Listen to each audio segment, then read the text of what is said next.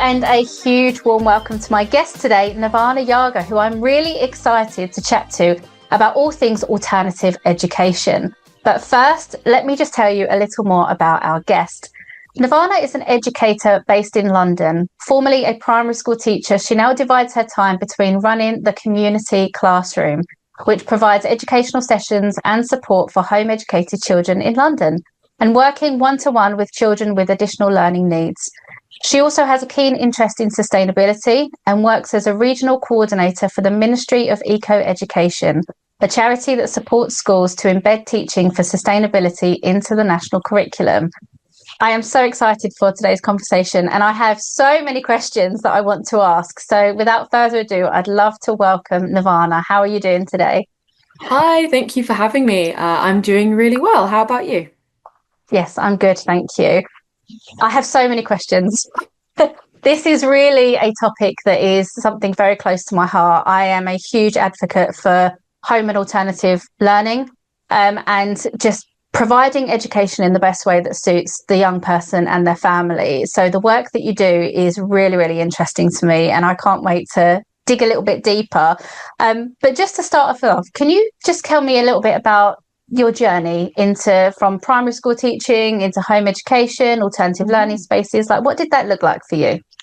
Of course. So it was definitely not a linear journey and not one that I thought I was going to start when I decided to do teacher training. So when I was at university, or actually, I should probably start before that, I've always had an interest in working with children who, for one reason or another, don't thrive in school. Whether that be because they have additional learning needs. My brother has autism, and so I grew up, especially when it got to his secondary school age, and I watched my mum have to fight for him to get Yeah. a place in a school that could best meet his needs. And then I also did work experience in a special school in Germany when I was 17, and that led me to actually do 6 months there after I finished school. Oh, Um, wow. and this was a completely different world to anything I'd seen in England. The school system in Germany is very different. And this one special school I worked in was amazing. It was such a great little community. 8 children in a class, three adults. Oh, wow. Really, like every child really seen as the whole child and taught holistically. It was amazing. So then I came back to England to do my undergraduate degree, and I decided that I would train to be a teacher after uni. And I decided, mostly for just like the position I was in my life at that moment, that I would do the Teach First program. Right. Teach First is, I'm sure you know, it's had a lot of like publicity because there was that TV program about it, Tough Young Teachers, where they essentially give their teacher trainees a sort of baseline of training, but the majority of the training happens on the job, as it were. Right.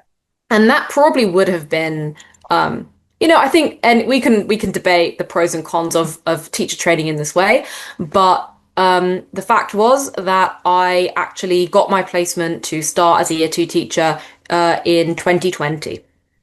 Oh, So lockdown, yeah. COVID, and that really shaped my whole process. The school that I worked in was great, mainstream primary school in Islington. The school was lovely. My teaching team were amazing. My parallel class teacher and my teacher mentor, they were great. Like I had no, I couldn't have done it without them. But the school closures, of course, the schools are closed, but many children were learning at home.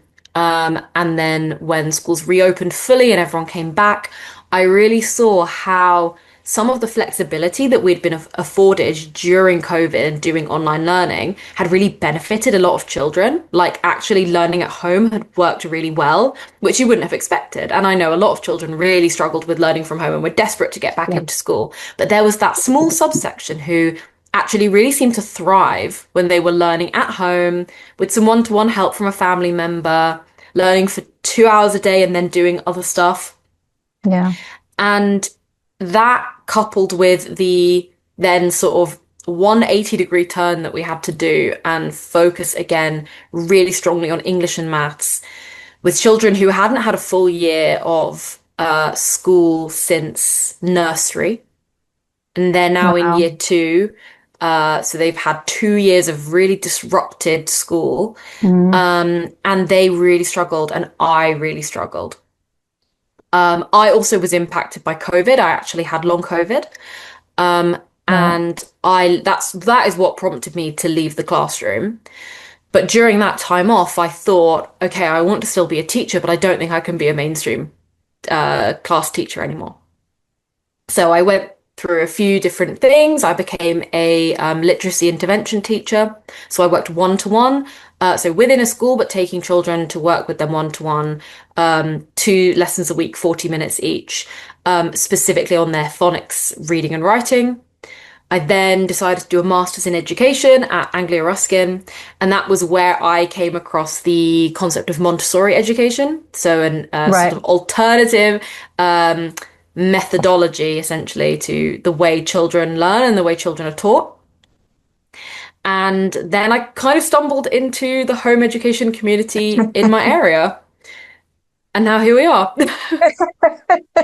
You have been on such a journey, haven't you? Like when you go back and you explain it, like I think we talk quite often about the process and the journey that our children have been through when we go through COVID. And I must say, I'm probably one of the people also that didn't really consider that process that teachers went through in that. And not all teachers came out the other side going back into the role that they were originally in.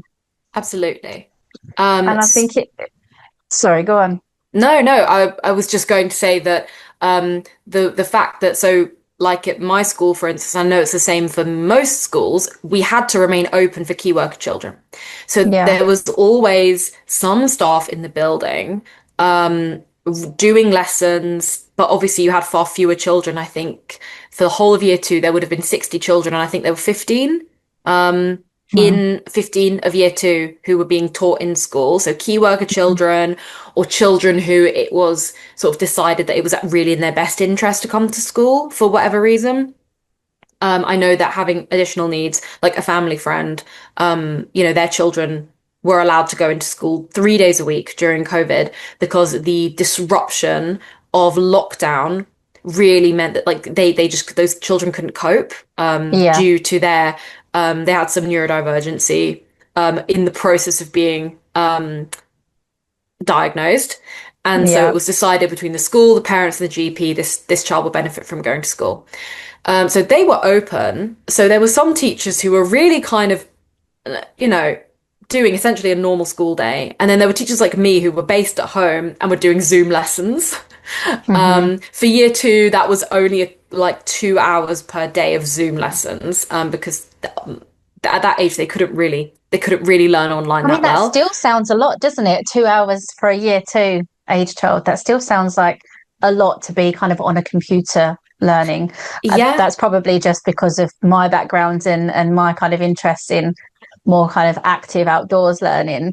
But it's still, but I mean, how else do you, as a school, how else do you navigate that? so we sent home, we uploaded worksheets, we did pre-recorded lessons. So actually most of my time was spent marking the work that children sent in. Like they took pictures of their Right, work, I marked it.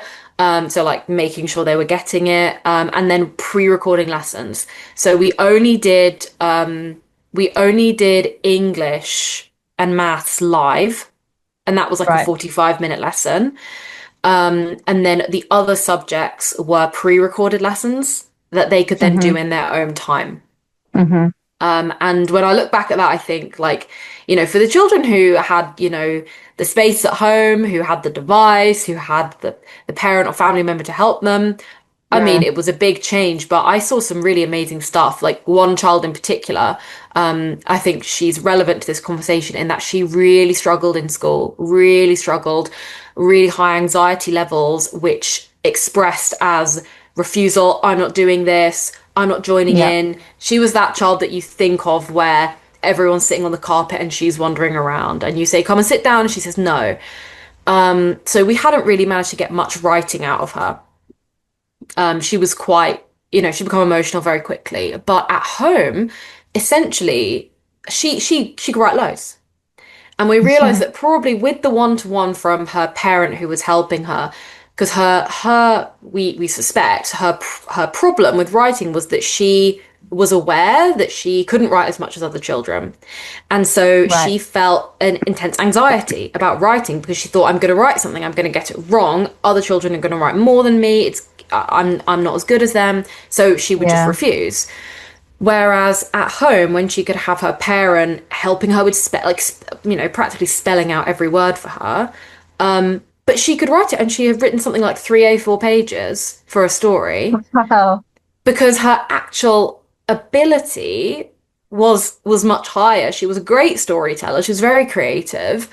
And when she came back to school, she was suddenly willing to write with the rest of the class because we had been able Amazing. to recognize her achievement at home and say, "Wow, Yeah. you did this. You wrote this story. It's fantastic." Shared it with the other children, and she suddenly sort of came away from that thinking, "No, I can write." And so then the rest of the Hmm. school year, actually, so 2021, the last few months, she was actually, she was doing really well. Amazing. And I love that. I love when we can hear kind of a good story come out of something so terrible like COVID. And I mean, I guess in my circles, I hear a lot of stories of people experiencing learning outside of the classroom through COVID and then never going back to school because they realize that that's where they thrive. And it is really nice to occasionally hear that story of somebody who does go back into the system after experiencing that because they've gained that confidence and that kind of knowledge around their own ability, and they've been able to be supported, that they feel that they can go back into the classroom and thrive back into the classroom. And I always say to people, I think you must get a very similar thing when you say you work in kind of the alternative field, is people Hmm. assume that you're mainstream. And I always say I'm not anti-mainstream. No, Mainstream definitely works not. for some families, and some children really thrive. It doesn't work for everyone, and that's kind of where I come into it, is education in the best way for that young person. Sometimes that does mean outside of mainstream. Sometimes that is still in mainstream, but it just looks a little bit different, and the process of getting there is a little bit different. So it's really nice for me to be able to highlight that story, because then we're showing that actually with the right support and the right encouragement and building that young person's confidence in themselves and their own ability up, they can go back into mainstream and thrive. And that's just such a beautiful story to come out of such a challenging time for a lot of people. It was. And absolutely, I've in with the families I work with now, a few of them have been the case that you mentioned before, where they were in mainstream school, then during COVID, they either realized that working at home was better for them, and they Mm-hmm. decided to leave, or their child then really struggled to go back to school after lockdowns, and so they made the choice to deregister, not because they initially planned to, or because they Yeah. felt that learning at home was like inherently better, but because they sort of found themselves in that position with no other choice. But yeah, then it was nice to see the children who were really excited and pleased to go back, and who had managed to get a good experience out of that time, Mm. because it was a lot. It was a lot for everyone. Yeah, absolutely. And I love how you described stumbling upon home education, because I think a lot of people feel like that. They kind of stumble upon it. And I definitely did. I came to it as a parent before I came to it as an Mm. academic researcher. And it was because of my child struggling that I looked at the other options and then saw that there were other options, and then fell down a rabbit hole. And, years later, here I am. This is my main research field now. But I love hearing the stories of other people when they say they stumbled upon it. And obviously, you've stumbled upon it and you've gone and absolutely thrived within it and made a career essentially out of it. Tell me a bit more about the community classroom. Like, what is it, and what kind of need are you meeting within that space? Yeah, so the community classroom is a community interest company, and it started out as me running sort of, I called them workshops. They were like a block of 3 or 4 weeks, 2 hours per week, to do some art and science activities Okay. aimed at home educators in my area, which is Westminster, but we're on the border with Brent and Kensington and Chelsea, so it's like a sort of, yeah, tri-borough area of West London. Um, and this was because I had happened to meet a family who home educated their children, and the children had, previously struggled to. They weren't particularly confident to try group activities. Um, Right. and I sort of said, "Oh, well, if I set up a group activity, would you try it out?" And they said yes.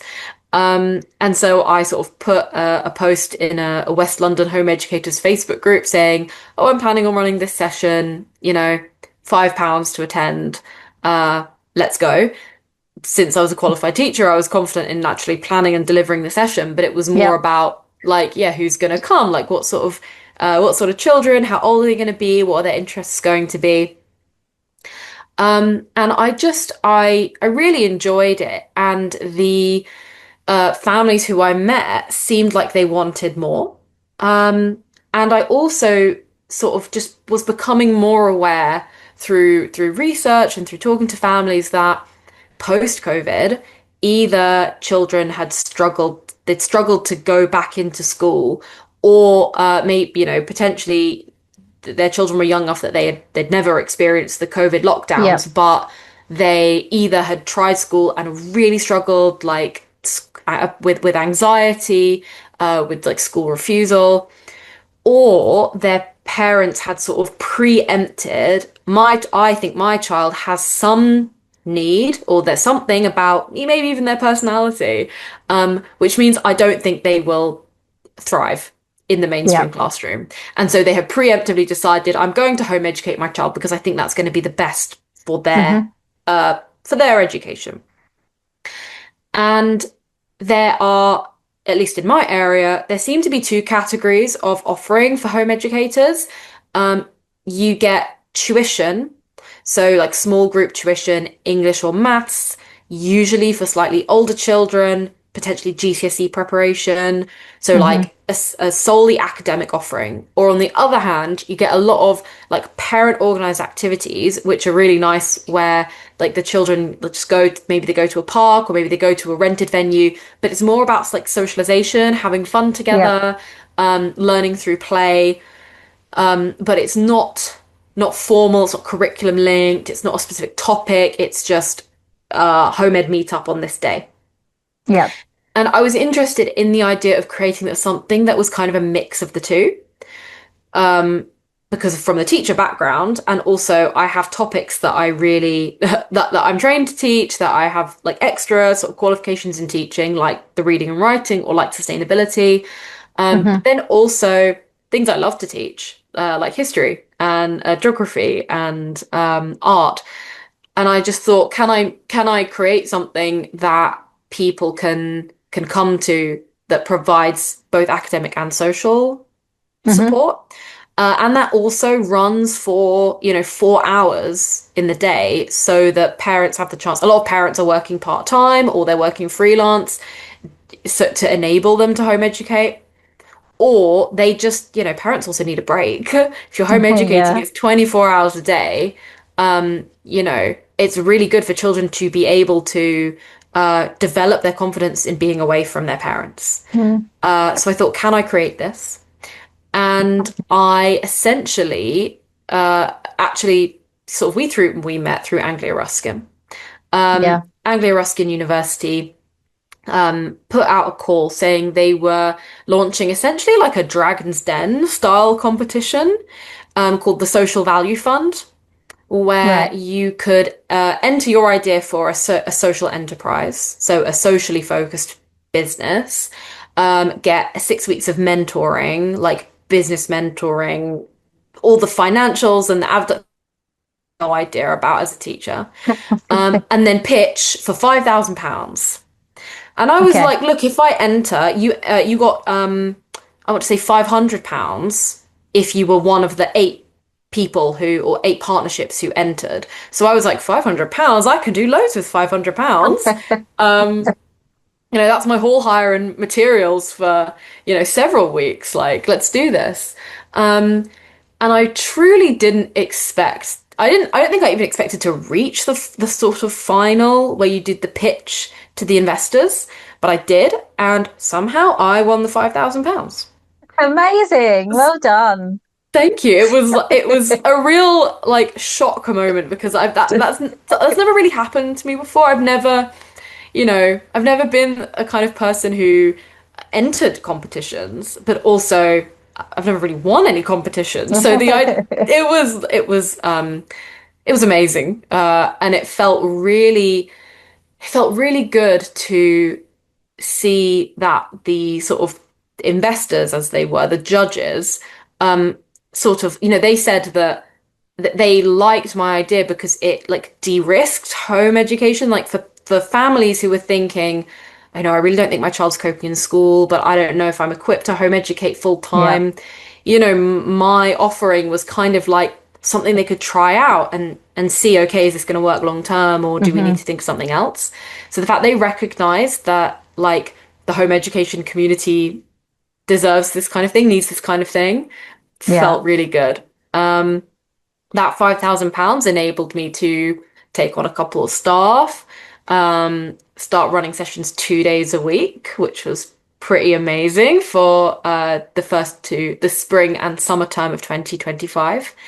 And sort of grow. We had three age groups running, and it's just sort of grown from there. You've managed to fit so much into that 5,000 as well, because I know that we say, yes, it is a lot of money, but things cost a lot of money as well. So the fact Yes. that you've been able to achieve what you have with that initial investment is incredible. Like you've done amazing to have achieved what you have so far with that kind of small investment, because it is, on the grand scheme of things, a Yes, small yeah, investment. it was a good Kickstarter because Yeah. as a social enterprise, so families do pay subscriptions to come to our classes. They pay a monthly subscription. But Okay. because of that initial investment and because we do have some private funders who make monthly donations, we're Oh, able to amazing. offer like a sliding scale of Hmm. subscriptions. So families who can afford to pay a bit more per month do, so that those who can't afford to pay, who are really sort of, my child will benefit from this, but I truly can't afford what I call the base rate, we're able to offer discounts because of that. Hmm. And that was something that Hmm. was really important to me and is something that I'm prioritizing like this year. Finding more streams of funding and more reliable ongoing funding Yeah. so that because Yeah. eventually I would love to be able to like offer free places and things like that, but I also need to be able to pay people and pay for our equipment and resources and things like that, so it's a Yeah. balance, but yeah. Yeah, it needs to be sustainable in order for it to continue to be able to be an offering for families. It's hard, isn't it? When you're working on something that has so much social value. And I mean, I have this conversation all the time because it's really hard. Something I found really hard when I started Recap is I want to help families, and the people that I want to help don't necessarily have the money to be able to pay into it. So I was like, it's that catch-22 situation, isn't it? You need income coming in to be able to provide the services that you want to provide, but actually the people that you want to support and reach don't have that money to do it. And it's that kind of thinking about what kind of business model do you have so that you are bringing in income to provide that free service and support, or low cost service and support to the families in need, who are the people that you actually want to reach. And it comes back to what you were saying, like you have to learn all of the business side of things, which not everybody has that knowledge and information to then be able to go on and do it. So I think you've done an incredible job to be where you are at the moment. And I love that the investors were interested in how can we help the home educating community, because as you say, not everyone has that response to it, and home educators themselves know how hard it is to fight for the opportunity and the right to be able to choose that way of education for your family if that's what you want to do. And in my experience of working within this field and researching within this field, like they are constantly fighting. It is always a fight and a battle to be able to do this option for their families. So it's lovely to hear that they chose your offering because you are providing that stability, you are providing that kind of slightly formalized way of reassuring parents that actually they can do this with a little bit of support. They can and do this. And I think there are lots of people out there, especially people who maybe are not in home education yet. They might be starting to think about home education, but they don't know what this realistically look like. In your experience, is there a way that you can describe home education to people listening that may be thinking about it but are a bit unsure of what this might look like day to day? What, from your experience, how would you describe what it can look like? That's a big question, but I'll try my best. So, home education is essentially when you, as as the parents or guardians of your child, um, take the lead on designing and delivering your child's education. So you are in charge of what they learn, how they learn it, when they learn it, and who is involved with their learning.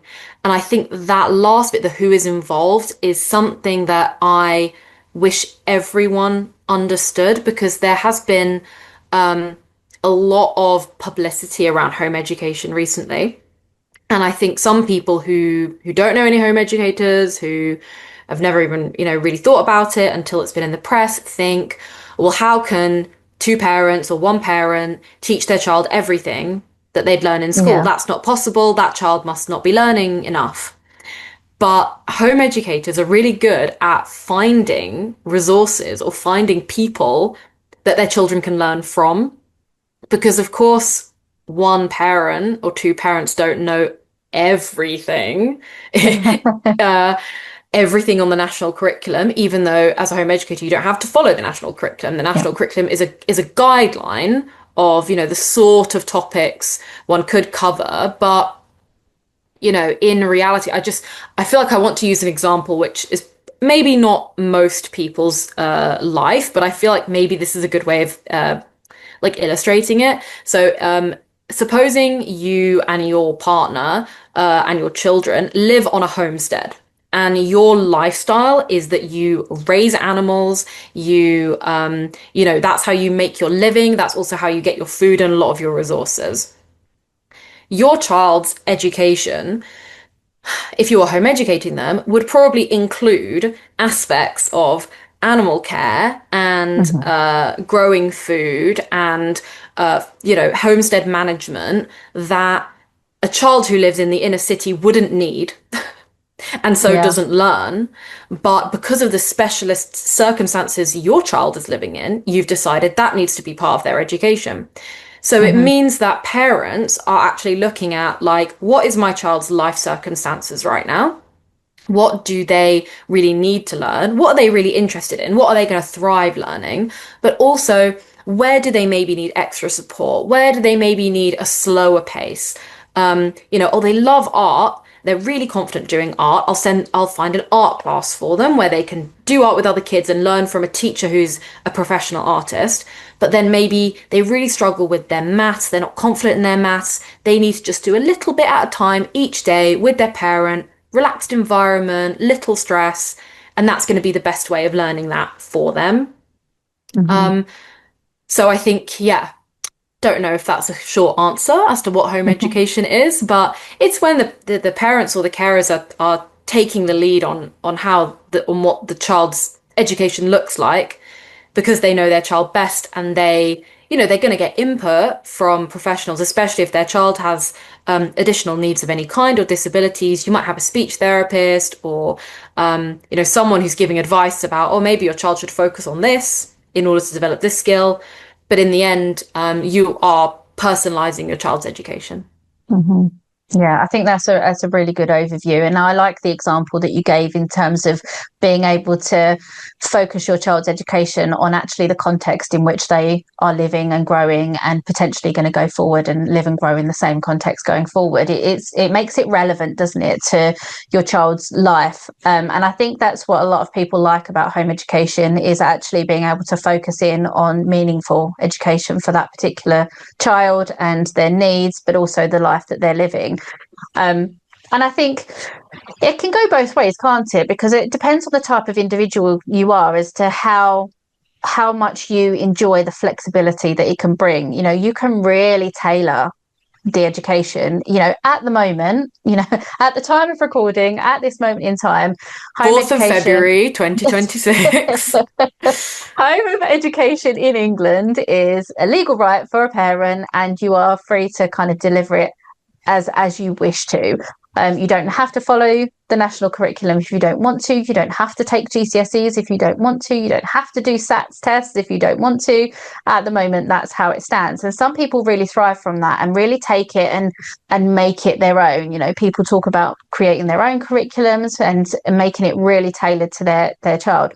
Some people don't want that amount of flexibility, and that's fine. There are options for that as well. As you say, you can take your child to specific formalized classrooms and to have formalized learning by teachers. You can have tutoring if you wish to. There are lots of things within the community like There what are you're online doing. schools.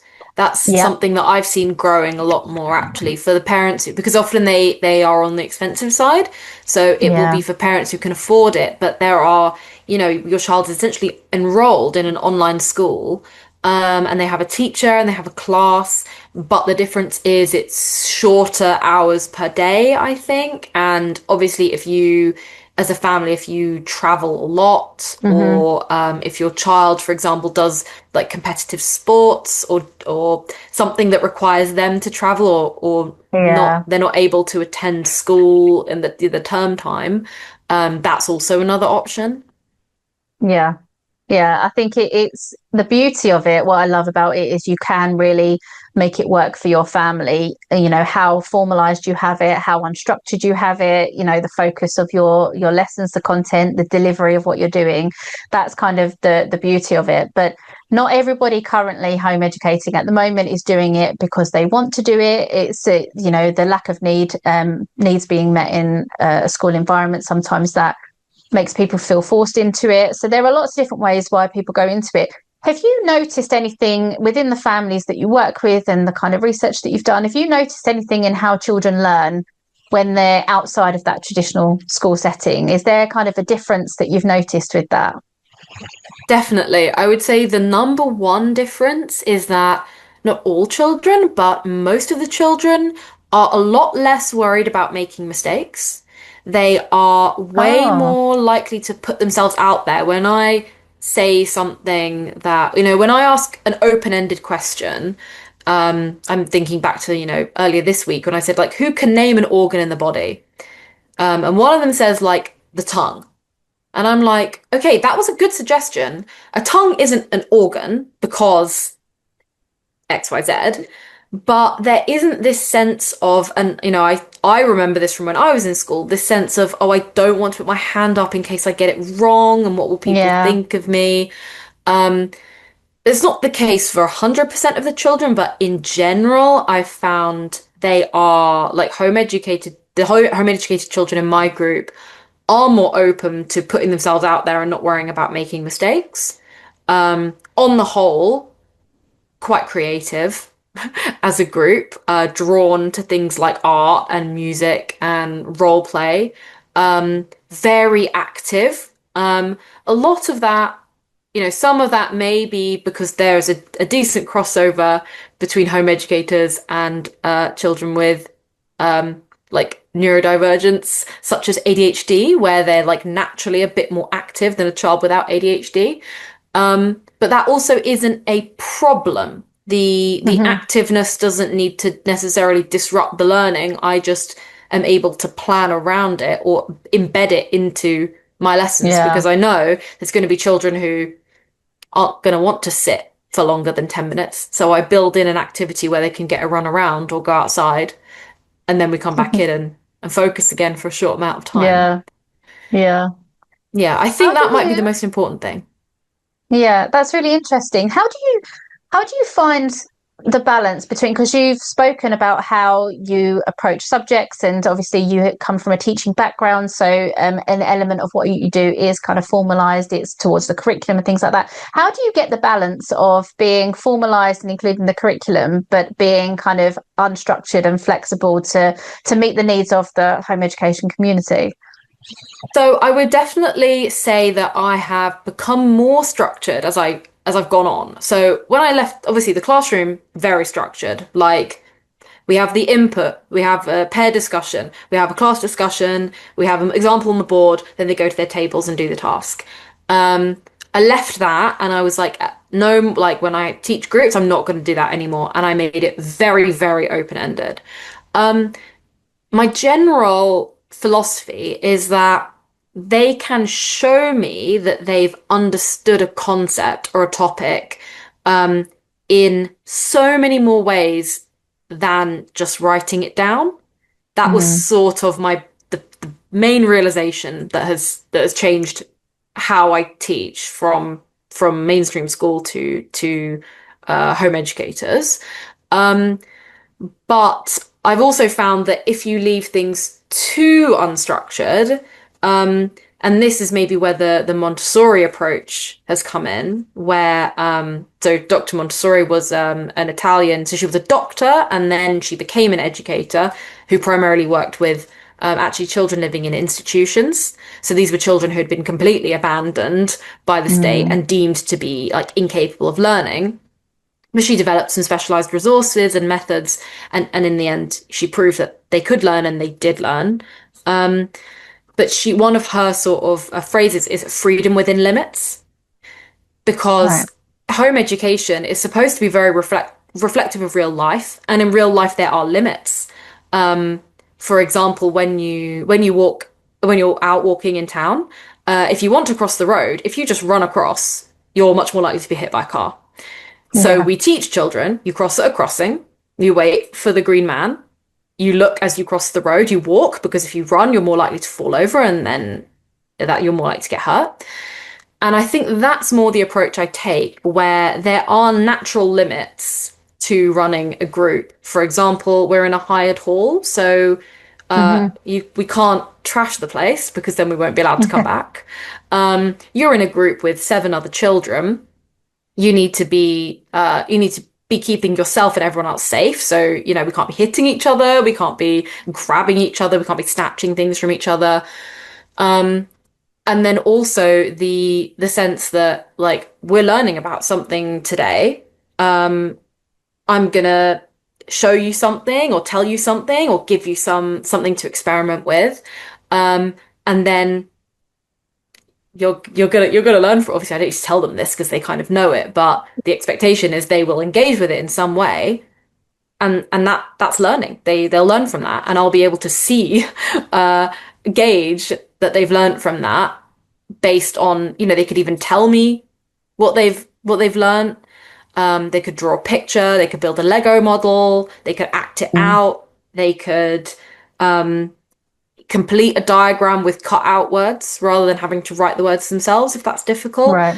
Hmm. Um, so I think while there is definitely more freedom, because most of the sessions, unless it's actually an English writing session, I try to limit the writing requirements because it doesn't, it's an unnecessary barrier for a child who Mm. may, be very bright and capable of learning this science topic, but that won't be expressed properly if they have to show their learning Yeah. through writing. But the structure is there in that there will be an activity taking place, and if you can't take part, you need to tell me and we'll work out a solution. But, sort of social expectations also exist, and, they're there to have a good time, and they will. Hmm. And if they won't, I'll Hmm. help them. Do you find it easy with the whole kind of, so do parents always drop off, or do you offer sessions where parents stay and join in as well? No, so my sessions are primarily drop off, just because, well, exclusively drop off. Aside from parents who say they want to actually volunteer as like almost a teaching assistant or like Okay. a helper in the group, but they wouldn't just be staying with their child. The idea is that they're kind of like me working with everyone. Hmm. I just found that a lot of the existing groups parents are required to stay. So it's not I'm not it's not something that's like desperately needed.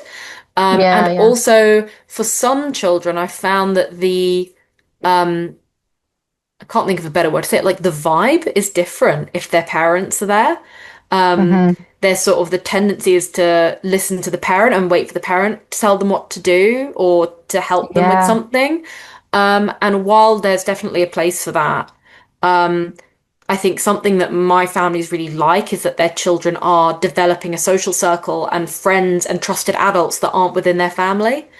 Hmm. For children with anxiety or social communication difficulties, that can be really valuable, especially if they don't go to many other sessions where they're going to have Yeah. access to other trusted adults.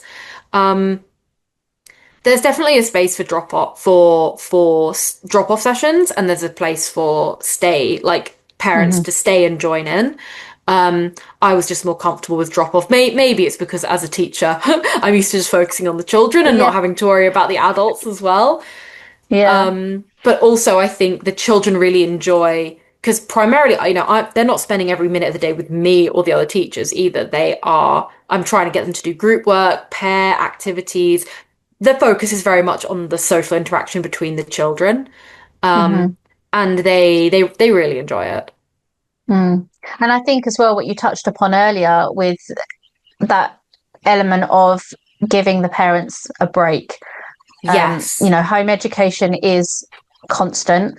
And for some, so with my PhD study, I'm working with 7 different home educators, all very different contexts, demographics, backgrounds, all of that sort of thing, which is really interesting. But one thing that a couple of them very speak about a lot is the fact of never getting that emotional or mental break from it. And actually it's an interesting mix when you have a neurodivergent child who has a neurodivergent parent who also needs to have those moments of downtime or process Decompression. time, decompression, exactly. And I think, there's this expectation that, oh, well, children are your responsibility now. If you've taken them out of school or if you've chosen it, they're your responsibility now. It's down to you. And actually, they deserve to have an element of decompression, as you say, as well. And giving that option, it may be, as you said earlier, that they are using that time to work part time to be able to fund being able to home educate. It may be just a case of they need to have that moment to get their thoughts together, to plan what they're going to do next with their children when they come back and things like that, because it's different, isn't it? It's not like a teaching role where you do your work and your planning and then you go home and you can decompress, or you might have your weekends or any sort of holidays, even though I know that teachers work a lot of that time as well. But it's But completely actually different when it's it, your it is job different. compared to your own children. And Your children. yeah, I can also say, like, at least within the families I work with, many of the parents also have caring responsibilities, or they Right. may be disabled themselves.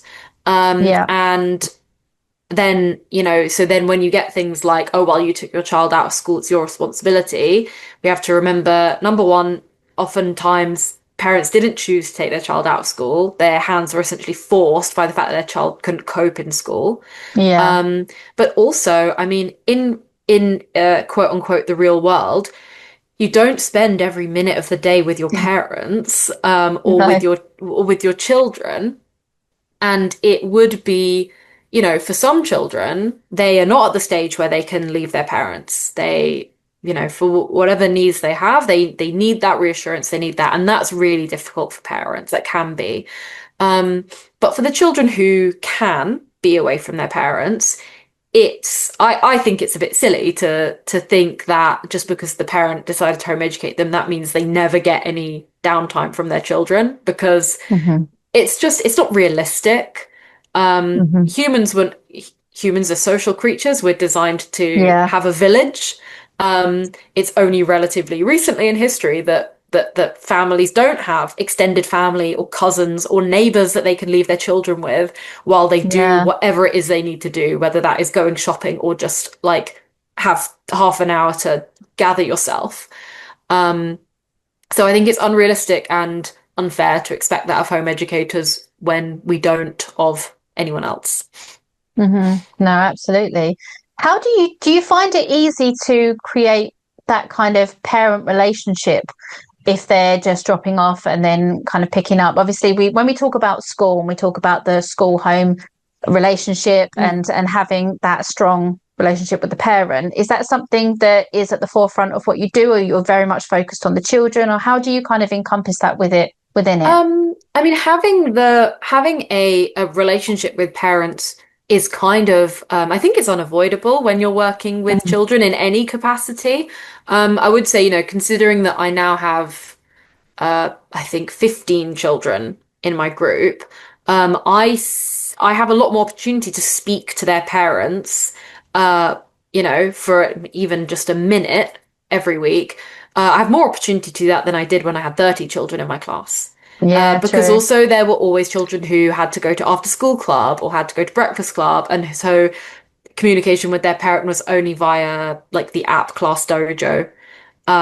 But I Hmm. potentially never saw them or spoke to them in person. Whereas the process of a parent contacting me, even via email or via WhatsApp, saying I'm interested in joining your group, then they'd bring them to the group. I always try and have a conversation with them, like, tell me about your child. What do they like? What do they maybe need more help with? Um, and then in general, all the parents in my group are so friendly. I always want to say hello to them. They message me. They're messaging me on WhatsApp if their child's ill, if they're going to be on holiday, if there's something they think I need to know. We have a WhatsApp group where I do my announcements. Parents can reply. Parents can respond to polls. I do feel like I have Right. more of a connection with them in general than I did with my mainstream classes. Hmm. Um, I have also been in more contact with a couple of parents when I've written reports for them when they've applied for an EHCP, an Right. education healthcare plan for their child, um, Yeah. or when I um, have written reports. So when the local authority has asked for, their annual report, I've written a little thing saying, Billy and Susie have come to this group. They do XYZ activities. They are confident, friendly, and engage well with other children.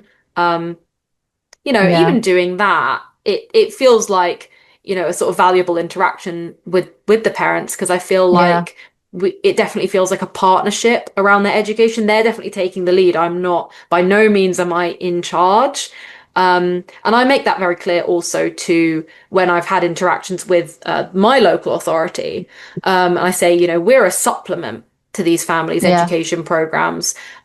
It's not my place or role or frankly, I'm not interested in what they do in the rest of the week, whether they're doing forest school or outdoor stuff, or whether they're, at home doing workbooks. And, that's not my concern. My concern is, are they healthy and happy in my group? Are they getting Yeah. what they need? Are their parents, telling me they're enjoying the group, or, are they having a friendship difficulty that needs my support to work out? Yeah, no, it's very much a partnership, and I hope that like that's something I wish on all home educators. Like if they Mm. are sending their child to a group or looking for things like this, that the people running them are people they feel they can trust and that they can have a conversation with, and they don't feel like, I don't know, any kind of worry or anxiety. Yeah, yeah. And I think that's a really important point that you've raised there about how you can also support with things like the EHCP process or the local authority. Now, that's something that a lot of home educators find incredibly stressful is when they have to do their annual reports for local authorities. It very much depends on your relationship with your local authority as to how well that process goes and how stressful it is.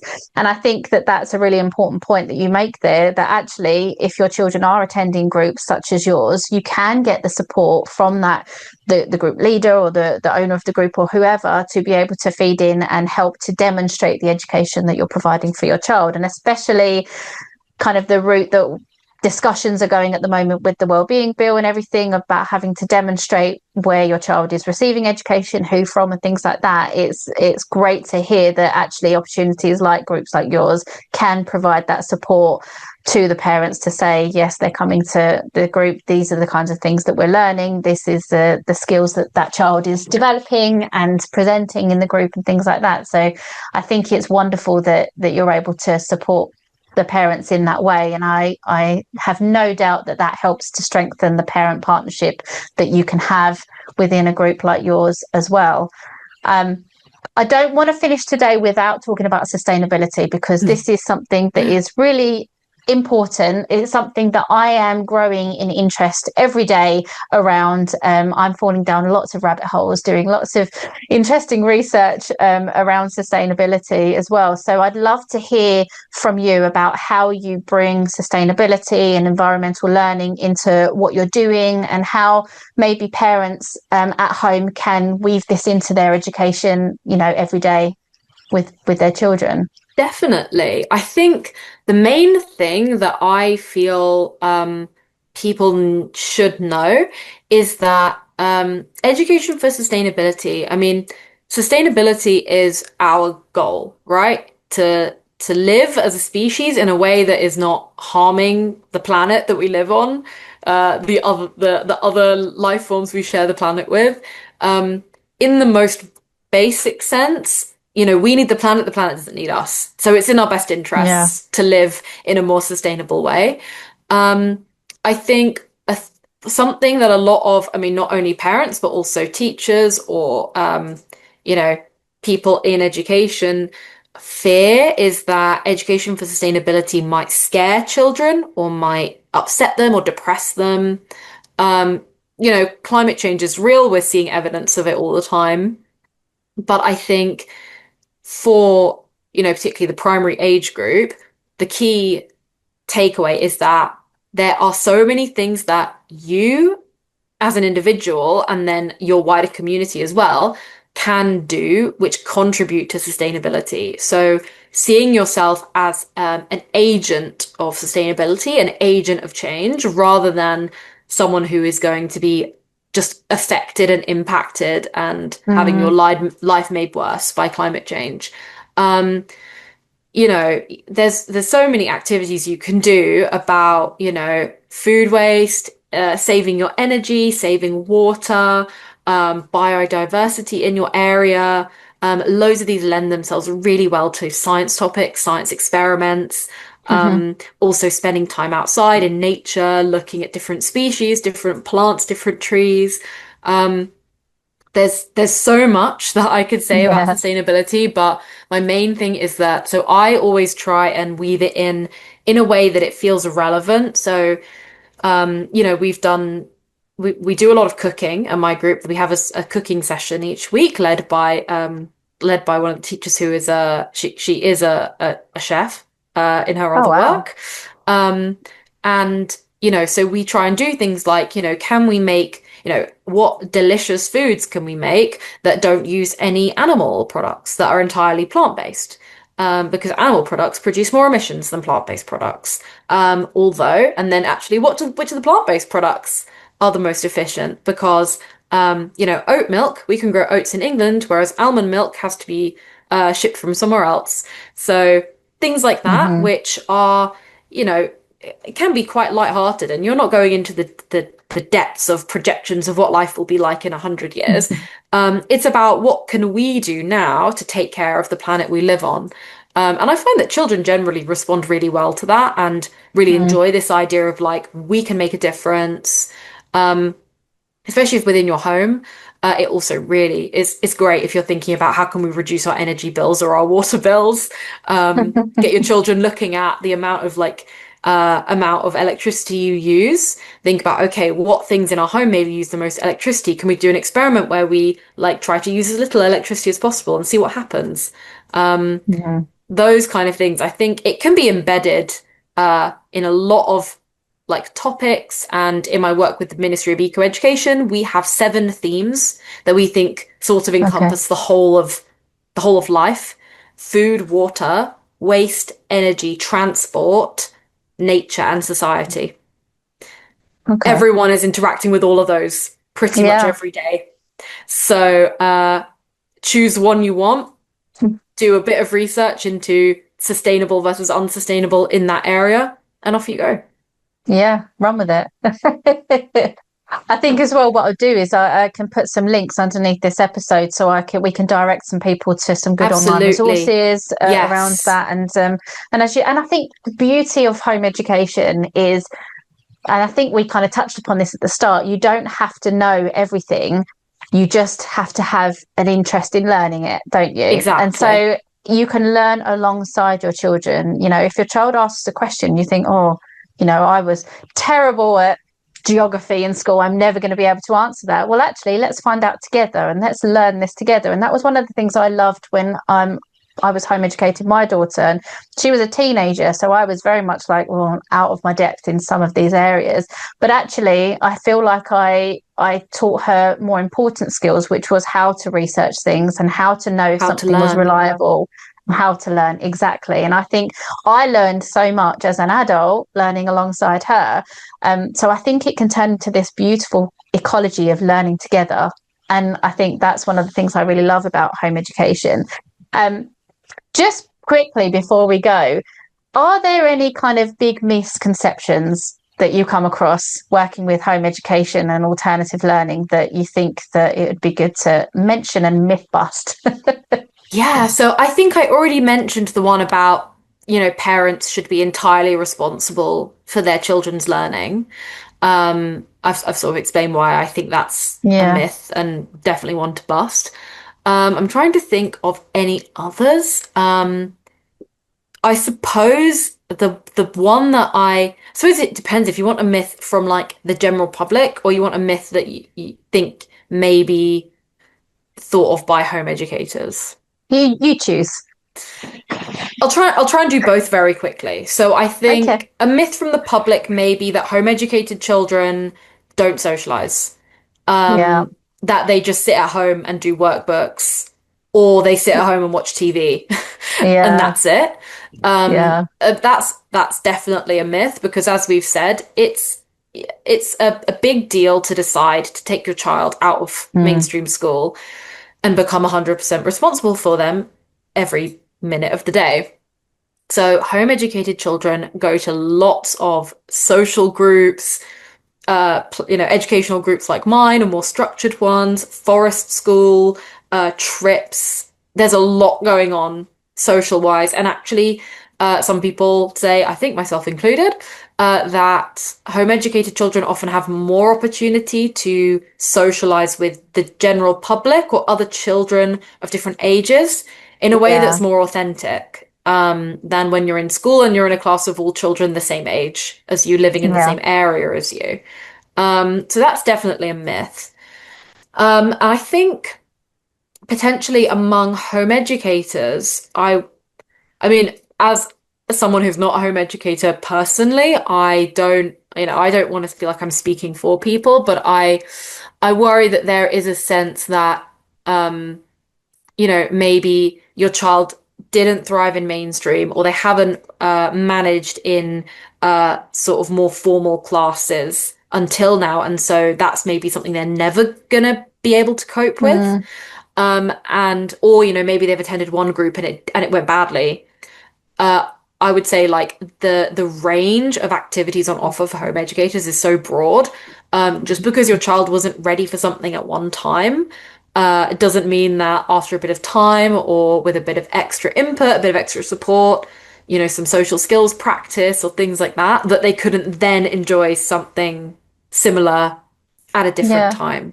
I've worked with children who have had really negative experiences in school and who can be a bit almost very reluctant to engage in something that feels like school. Right. And so, sort of getting them to overcome that anxiety and be like, actually, yes, we're sort of learning something specific and there's a specific outcome, I'm going to see if you've grasped it or not. That's that is the thing that's maybe like school, but the other things that often come along with school, like pressure and the expectation to perform in a certain way, whether that's by writing or by public speaking or by doing an exam, that's not there. We're not trying to rush you. We're not trying to, if you get something wrong, we're not going to judge you. We're not going to say that you've failed. Um, that's something I want to bust as well. The idea Mm. that as something that maybe seems a bit more formal or a bit more structured, it's not the same as school. Schools have to run in a very particular way because of the constraints on their time and their funding and their expectations placed on them. Schools definitely don't mean to create negative outcomes for children. Unfortunately, sometimes they do. But just because something may remind you a little of school, it doesn't mean it's going to bring those same negative outcomes. Yeah, absolutely. I think I come across a lot of home educators who feel incredibly stressed with the whole comparison with other families and worry that they're not Yes. doing enough, especially in those initial months after deregistering and choosing to go down that route. What would you say to any parents listening that might be feeling like they're not doing enough? Um, I mean, I think quite sort of straightforward is that if you are doing what you can, then you're doing enough. Like there's no way to do more than you're physically able to do, or Mm, more than your child is capable of at this moment. You might see other home educated children who are doing a different club every day, and they're doing sport, and they're doing music, and they're doing English and maths tuition. And you might feel like, my child can't cope with that, or my child isn't interested in that, my child refuses to do those things. Um, Children are different. All children are yeah. different. They have different levels of tolerance for different things. And um, progress can often be invisible until you reach a certain point. So you might think, your child's not capable of doing something. And you hear this a lot with babies, but people don't usually talk about it with older children, I feel like everyone's heard a story about a child who crawled until they were 16 months old and then suddenly started running. Like all that time, they were Yeah, building their walking skills. They just weren't showing them until yeah. suddenly they could outrun their 3-year-old sibling. Or children who don't talk for ages and then suddenly they produce Mm, full sentences. I think for a lot of children, their confidence or their social skills or their tolerance of being away from their parents or their tolerance of risk, that develops really invisibly. And then it's only mm. suddenly when they're like, one day they're just going to be like, bye, mum, and run off with some other kids. And you're going to be like, wow, I didn't know they could do that. And Yeah, it's where'd that come because from? it's been bubbling under the surface. So I think maybe, yeah, I would say like, don't judge your child by the metrics of other children because all the metrics are also fake. Yeah. I've had to do reading tests and things on kids. They are only helpful to a certain extent, and they don't provide a full picture. But also, your child is developing. It just may not be. You maybe just can't see it yet until it reaches a certain point, like the plant coming out of the earth. They're growing under there. You just can't see it. Yeah. Oh, I think that that's such a beautiful way of looking at it, and it's such an empowering way to look at it as well. And I think our listeners will really take that away. I think it's really important to feel reassured by that because you can very quickly spiral into that comparison, especially when it's maybe not your choice to go down this route and you feel Mm. like you're finding your feet and you feel that immense mum guilt or dad guilt, parent guilt that you're not doing enough and you don't understand what you're doing and you're finding your feet, but you're finding your feet while your child is trying to learn, and it can feel so overwhelming. So I think you've put it really beautifully there in terms of we just need to let our children grow in the way that they are, and they will learn, develop and grow in the time that is right for them. And I think that is really beautiful when we can acknowledge that as a parent and feel comfortable about that. So that reassurance, I think, will be incredibly valuable to a lot of people listening. So thank you for that.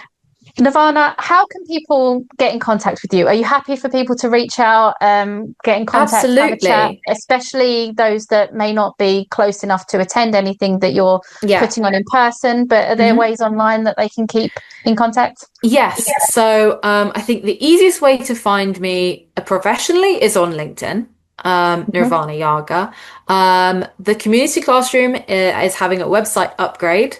So soon we will be on www.communityclassroom.org.uk. Okay.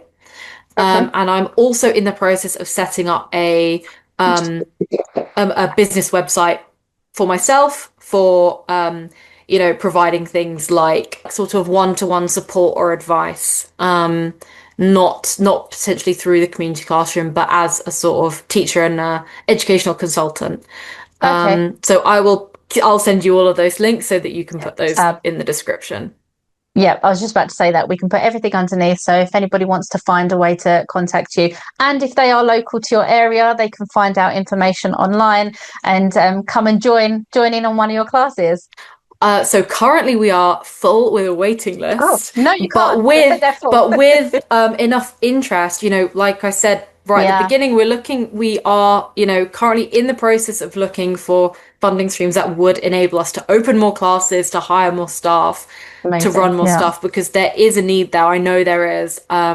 It's just making it actually a possibility, a reality. Yeah. So actually, it's worth saying that if you are interested, it's actually really important and valuable that you express that interest so you can demonstrate the need to then get the funding to put it on. So absolutely, if you're in the area and this sounds like something that you would be interested in, then reaching out and just expressing that interest would be really incredibly valuable to be able to enable and support you to continue to grow. So we'll definitely put all the information underneath. Nirvana, you are an incredibly inspiring person. I loved hearing about your journey. I love that you are putting on such a wonderful offering for our home educating community. It's something that I feel incredibly passionate about. So I really, really love to hear the work that you're doing and the fact that you were able to get through that application process and the competition and win and get the acknowledgement and the kind of buy-in from other people as well, which shows that you're doing an incredible job. So I can't wait to follow your journey, continue to follow your journey, see where it goes, and maybe I'll pop down one day and come and have a look in person. That would be amazing. We're based in an amazing community centre now with a cafe and with gardens, so you would be welcome anytime. Outdoors and coffee, say no more, I'm there. Nirvana, it's been brilliant. Thank you so much for your time today. Thank you.